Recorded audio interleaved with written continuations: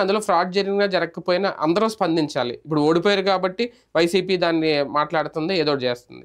గెలిచారు కాబట్టి టీడీపీ మౌనంగా ఉంటుంది. మరి ఆ మౌనం వెనక కూడా అనుమానాలు రావా? వాళ్ళు కూడా దీని మీద స్పందించొచ్చు. జెన్యూన్‌గా అయి చేయండో లేదా ఈసీకి లెటర్ రాయొచ్చు, ఏదైనా చేయొచ్చు. ఎందుకు సైలెంట్‌గా ఉంటున్నారు? ఎందుకు ఉండాలి? ఎందుకు మాట్లాడాలి? క్రిందటిసారి ఆళ్ళు మాట్లాడారు ఓడిపోయినప్పుడు. హ్మ్. ఈవీఎంల గురించి నాకు తెలిసి దాదాపు 2, 3 ఏళ్ళు హ్మ్. అదే పదం వాడారు. ఈవెన్ మొన్న పొత్తు కుదిరే ముందు దాకా కూడా అదే మాట్లాడారు. క్రిందటిసారి ఈవీఎంలతో గెలిచేవారా నువ్వరే అనేసి. హ్మ్. అట్లాంటివే ఉంటాయి. హ్మ్. గెలిచినటువంటి వాళ్ళకి ఈవీఎంల మీద అనుమానాలు ఉండవు. అవును. ఓడినటువంటి వాళ్ళకు ఉంటాయి.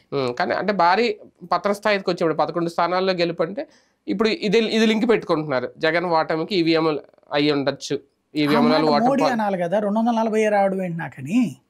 హ్మ్. ఈవీఎంలు తేడా ఉందని ఆయన కదా అనాల్సింది. హ్మ్. అదేంది ఇంత చేస్తే హ్మ్. ఒక అయోధ్య రామ మందిరం నిర్మించి హ్మ్. దేశంలో ఎన్ని మార్పులు చేసి హ్మ్. ఉత్తరప్రదేశ్‌లో అయోధ్యలోనే ఓడిపోయి. అయోధ్యలోనే ఓడిపోయి హ్మ్. మరి ఆయన అనాలి కదా ఈవీఎంలు అనేసి. హ్మ్.